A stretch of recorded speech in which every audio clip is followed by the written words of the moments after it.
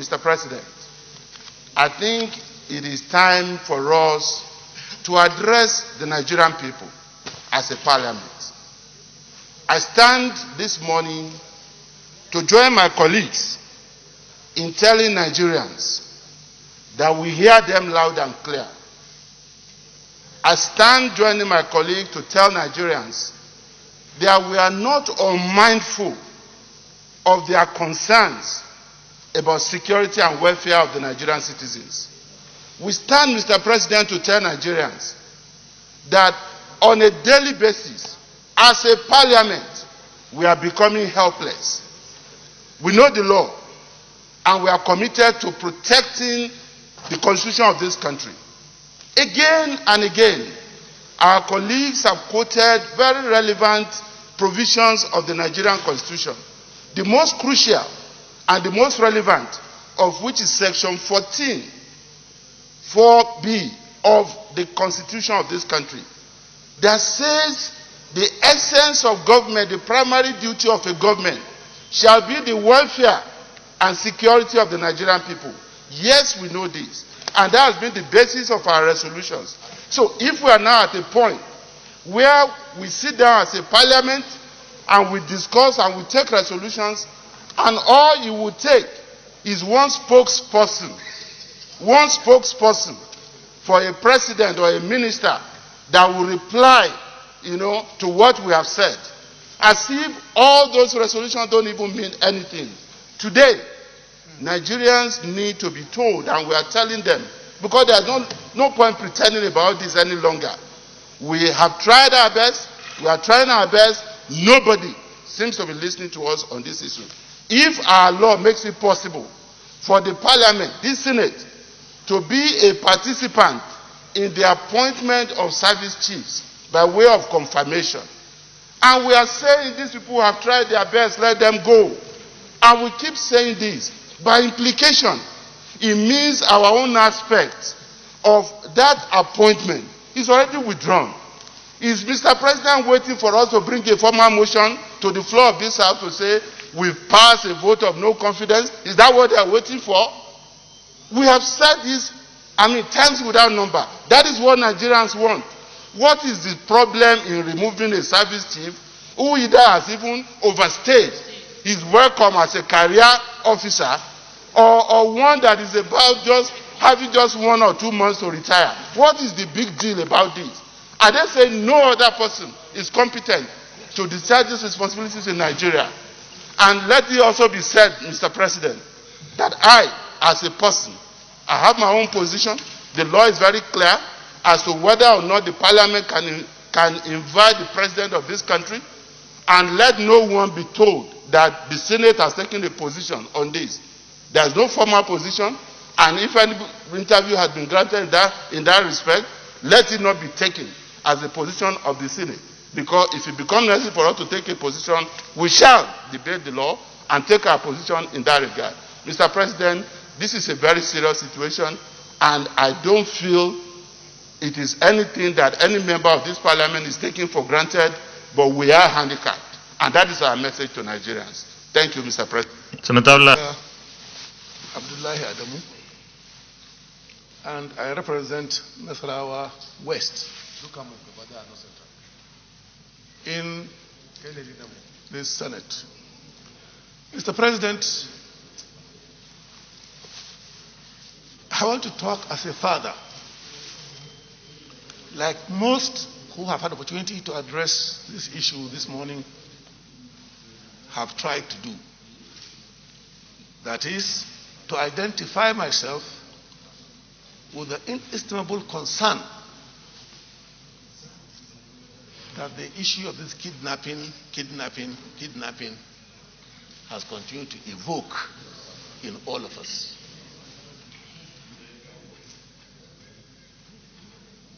My heart goes with these children and their parents. My heart also goes with the President of the Federal Republic of Nigeria. He is also a father. And I want to just say, Mr. President, that when the going gets tough, the tough yet going.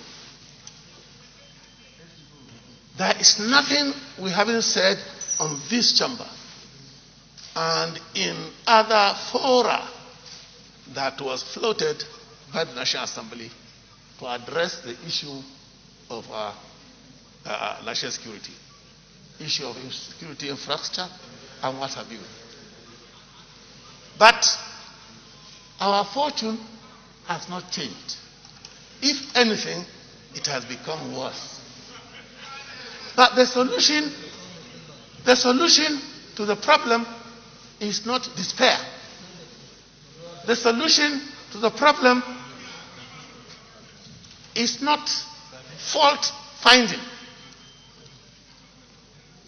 This Senate, the National Assembly, is part and parcel of this government. And I want to appreciate you, Mr. President, for the ability you have so well demonstrated in being so bipartisan in virtually every step of the journey so far since your leadership of this Senate.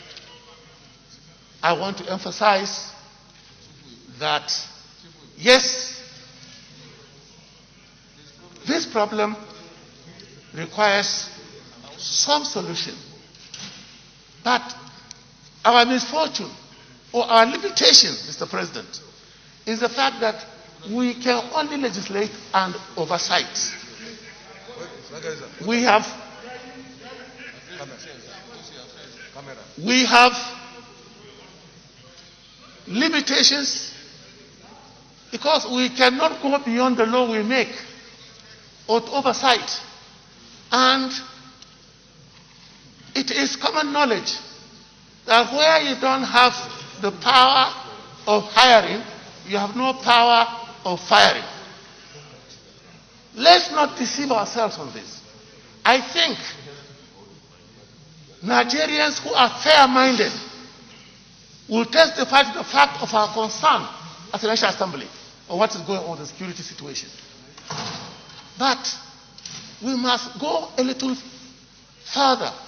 We must take the step of wisdom, the step of concern, the step of partnership with the leadership of this country. Because each one of us here belongs to that class of leaders of this country. Where there is failure, the failure is our failure, all of us. All of us. So I want to suggest, Mr. President, that in the face of all that has been done this far, and in the face of the fact that the problems would appear to go beyond our expectation of solution, I want us to think out of the box. We have quoted every aspect of the Constitution that is relevant to this issue of security, to no avail. We have called the security chiefs in their numbers at different times, to no avail. We've had workshops, round tables, to no avail. There is a Hausa saying, if you permit me, Mr. President, idan ciwo yake magani, rai yake nema. If an ailment persists and every form of medication does not yield that it is looking for life of the patient, we have a duty to stand up. And in that standing up, I want to advise, Mr. President, that you set up a small committee, bipartisan committee, comprising the APC and the PDP, because I want to praise what we've done. Not just because I'm part of it here, but we have seen a big difference in the posture of the National Assembly in national issues. We have never been divided on the basis of partisan party division. I want us to exploit that spirit of bipartisanship, and you and the leadership set up a small committee, not too big, bogus committee, so that we can sit and proffer some other solutions, because this is a security problem, and talking here to the gallery does not solve the problem. We have done it, everything has been said, all right?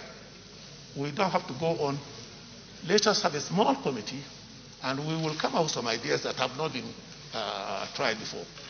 I so submit, Mr. President. We'll go to the prayers. And distinguished colleagues, today is another day that we come here to lament and discuss the issues of insecurity in the country. Just last 2 weeks, Mr. President, you were in Maiduguri to condole the families of 43 or 67, as the case may be, of families that lost their lives in Zabarmari. On Saturday, again, 37 people lost their life in their camps in Tumur, in Niger, Difa province.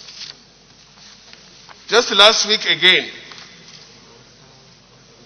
3 of the senatorial districts in Borno were attacked by the insurgents. One is what we are discussing today. In Borno Central, in Guam, Guam is just about 15 or 20 kilometers away from Maiduguri.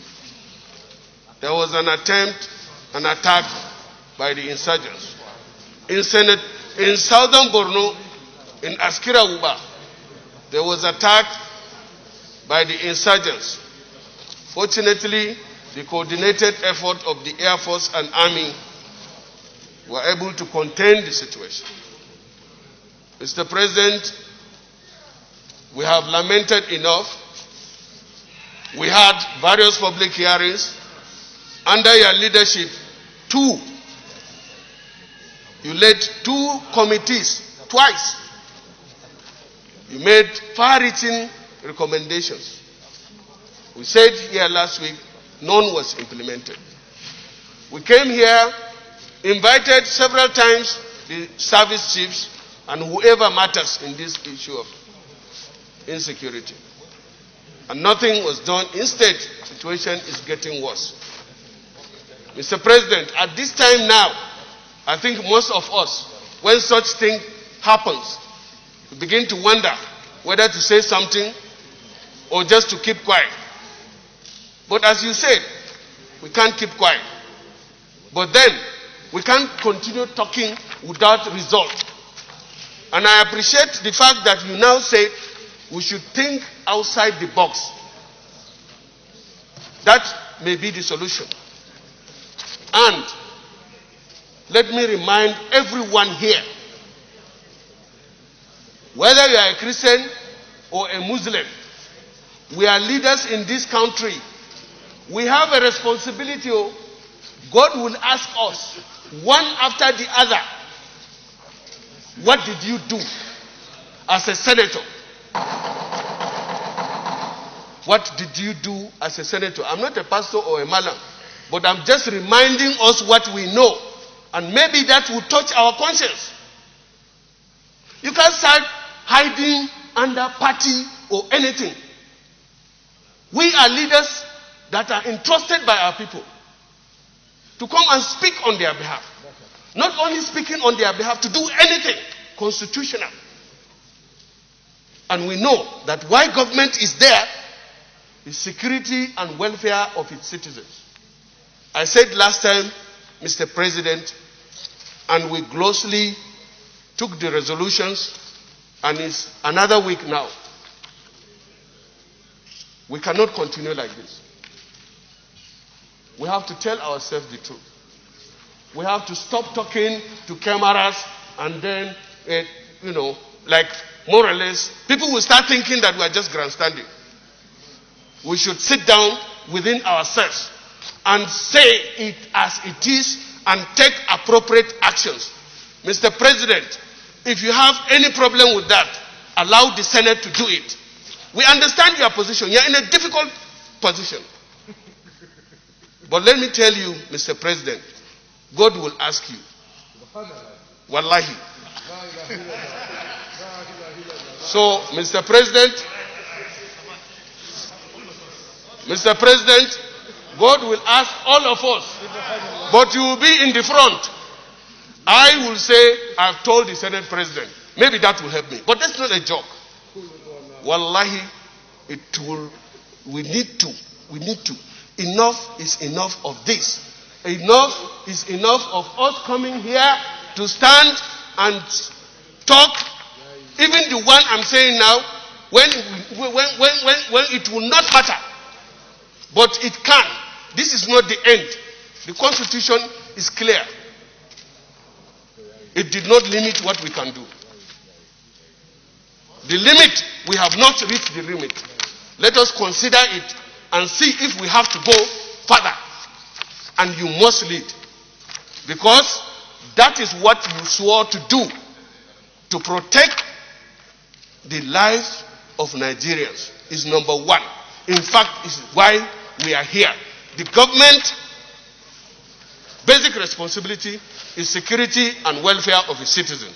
So, Mr. President, I want to conclude that yes, these motions are there. I did not speak on Katsina, not because I don't care about it, but everybody must have a chance to say something. And I believe that if you allow us, everybody has something to say, a little bit different from what we are talking about. Mr. President, you said we should think outside the box. We should not stop talking. We should not stop doing what we need to do. Mr. President, I'm waiting for you, and we are waiting for you to lead. And we need to close ourselves and talk to ourselves and see what we can do. Thank you very much, Mr. President. I finally want to add to the prayers that this Senate should also, as you went to Borno, send a delegation to Tumbur to see the conditions of our people. And let me say here, well, when we come to the prayers, then you can bring your additional prayer. President, for 6 years, we have over 120,000 Nigerian refugees internally displaced in Niger. Up to now, we have 60,000 internally displaced refugees from my local government in Cameroon. Only God knows the condition they are living. They cannot feed themselves. They are more or less in a prison, in a camp, and they can't move freely. And the handouts given to them sometimes is not even there. We have to do something, Mr. President. We, as the Senate, and as you said, we are bipartisan. And that means we give you all the support. You need to lead, and we need to do something. If we reach the end, Nigerians will be with us because we have tried. It will show that we have done our best, and maybe the best is not enough. Thank you, Mr. President, and distinguished. Thank you very much. Whether one man called Mr. President is responsible for that, the answer is no. Then the next thing to ask, having found ourselves in this situation, whether it is the responsibility of one man to take us out of it, Mr. President, the answer is no. So proceeding on that, it justifies my earlier position that it is the entire leadership of the country that is called to test. Now the answer is, when Nigerians in their wisdom made a constitution and decided that they will have the various levels of government in this country to collectively come together to do what is called the primary purpose of governance, which is to protect life and property of Nigerians. At that time, they intended that it is only one man that has the responsibility to do so. The answer is no. So, Mr. President, we must equally accept the fact that the uniqueness of the situation that we have found ourselves in this country, within my limited understanding of history, no country has found itself in that situation. So what does that mean? It means this is the time for us to be sober and understand the fact that only people with capacity can reverse the situation. The next question to ask is whether, assessing our situation, we can validly say that we have people with such capacity to reverse our situation at the helm of affairs in our governance. With the greatest respect, I say no. Having realized that, what is expected of us? What is expected of us as a Senate is to now begin to take stock of our situation and begin to find people with capacity to help us reverse it. This is what is expected of this Senate. It is true we have made several resolutions. It is true we have made several interventions. But like Senator Adetumbi has said, we are at a crossroad now.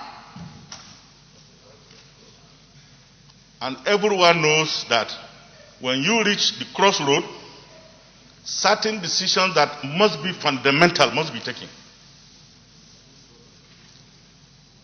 And Senator Smart Adeyemi and Ndume are unanimous in accepting the fact that those who voted us into this office expect a lot from us under this situation. The conclusion I'm driving at, Mr. President, and I said it to Senator Adetumbi this morning, it's a research, verifiable. There is no conversation of government as at today that you can do without carrying pain home. We have capacity to reverse that situation. We can. And we know those with capacity to reverse the situation. And extraordinary situations require extraordinary actions. So I will join Ndume, Mr. President, in saying that as the leader of this Senate, you must stamp your feet to begin to caution certain positions that we take as a parliament,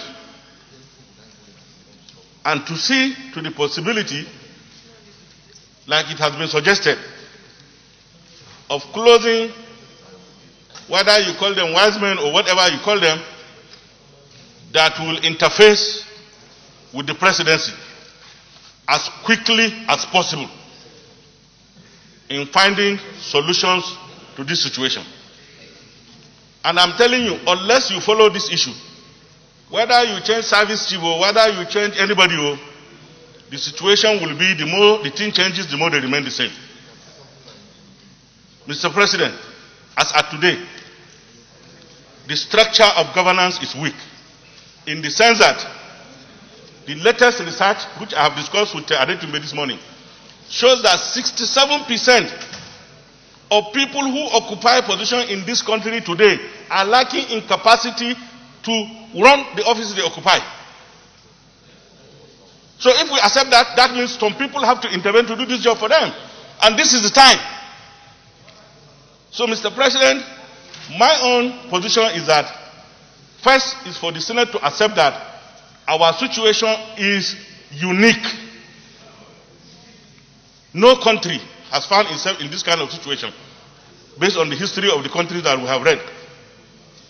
And that the intervention of the Senate will now be to assist Mr. President to look for people with capacity to reverse the situation, so that the public will see that there is a collective action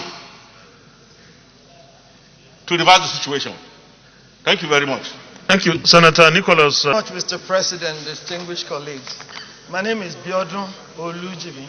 I represent Ekiti South. Mr. President, distinguished colleagues, these are not the best of times for all of us, and we all know it. And so many senators have spoken here, and I'm so glad that the bipartisanship has worked well in this chamber for the first time.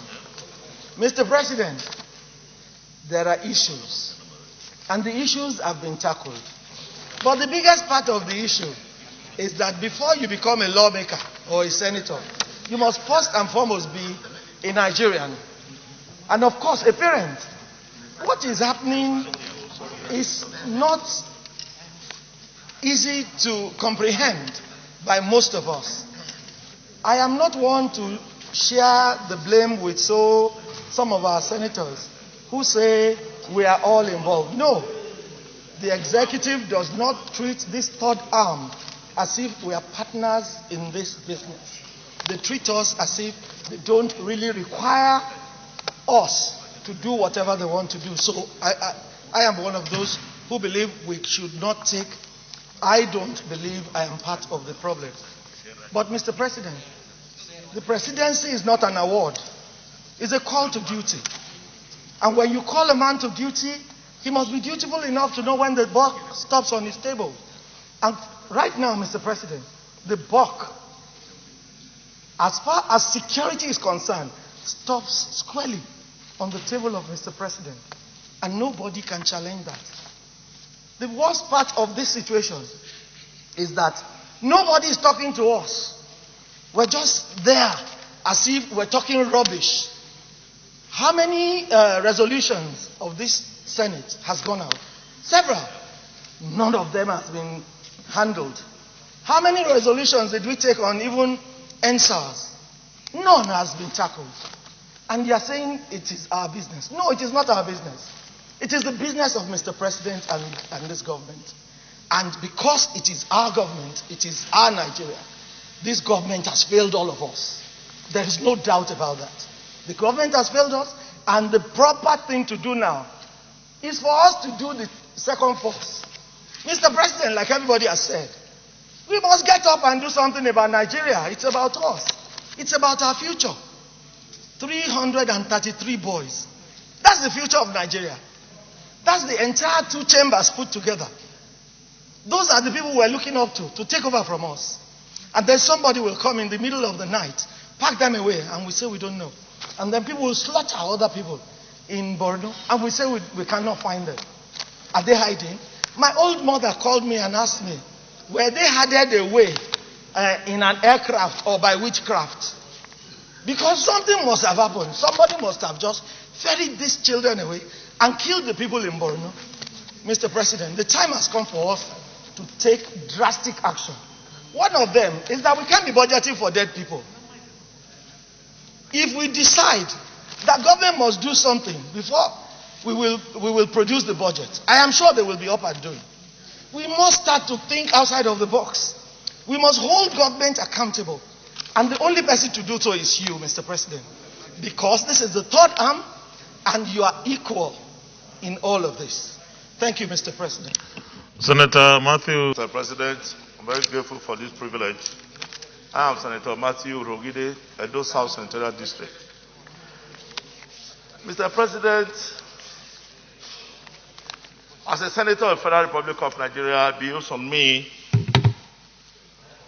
to join my voice to the very numerous voices of my distinguished Nigerians who are senators representing the different segments of this country. Mr. President, just like in the circumstance of allocating our resources to the different segments of our country, when, of course, we are confronted with the same problem of insecurity in Nigeria, we too must get regimented and line up to be counted. Mr. President, a while ago, when you were inducting our new members, you mentioned to the visitors that we will have a bipartisan approach to solve very many issues that are critical to this country. There could be no better truth than that. Today, Mr. President, one of the questions we ask ourselves, we have been talking about insecurity, coming up with resolutions and all of that. There was a time we asked you and your leadership to meet with the president on these issues some time ago. You went. Mr. President, each time I can feel you.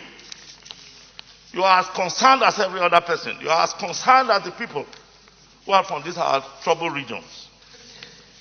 Mr. President, needed to say that you are equally tired. Only last week, the House of Reps took a resolution and it was sent to Mr. President. Certain things came out from the presidency. Initially, yes, the president will appear before the National Assembly and explain the insecurity in Nigeria. We had thought that one, either he was coming as usual to brief us or to have an interactive session with us. That again never happened because of some persons that will always put the president in a position that will make us believe that the president has no respect for the National Assembly. Mr. President, I hold that view very strongly. That Mr. President has no respect for the National Assembly. We must say it. And that's the painful part. Our resolutions don't mean anything. Our bills that are passed are not assented to. It's not just happening, just started with the 9th Senate. It started from the 8th Senate. That's why we sit down here. We don't want to bother about motions anymore because resolutions do not have any compelling reason or impact on the executive arm of government. We take a whole lot of time and have sleepless nights to propose individual members' bill only for them not to be assented to. And when you leave here, people tell you, oh, you have been able to, sponsor bills that are not assented to. Again, this insecurity issue. The other time, today we are hearing from Borno North. Somebody from Kaduna will raise up, will stand up tomorrow. Somebody from Southeast will stand up. And we keep going around this thing like a ritual. Mr. President, I want to say again, when Dr. Kazim I was not in the chambers. I went on television where he said that the primary purpose of any government is security of life and property of the citizens. That's section 14(2)(b) of our constitution. And I want to also be reminded that the 7th schedule, we have equally taken oath as members of the National Assembly. If we put these two together, what it means that if the executive arm of government have failed in section 14(2)(b), we too have subscribed to oath in section, the 7th schedule. If you just oppose this, Mr. President, you must find a solution. This idea of going to the president or coming from president, I don't subscribe to that. We have exhausted all avenues. There's nothing more to say. We stood up here to say the service chief should be changed. Even looking at the armed forces regulation, they should have been changed. The president, the more you say it, the more annoying it is to the president. He will never change them.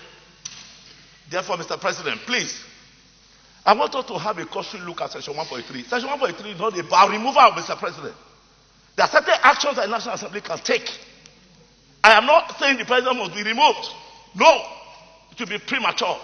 But let us take a resolution signed by 1/3 of us, of members of the National Assembly, and sent to him. That again, we are not prodding him, we are compelling him. That, Mr. President, we want to inundate you with the insecurity in this country of our people that are being massacred every day. Mr. President, please take action now. That is compelling. It has now become a doctrine of necessity. Mr. President, in my position, I'm not asking for his impeachment. I'm asking that he be compelled. Let us take a section of section 143 of the Constitution where we take our resolution signed by 1/3 of the membership of the National Assembly and send to him to tell him that we are serious on this matter. Thank you for the privilege. We'll go to the prayers.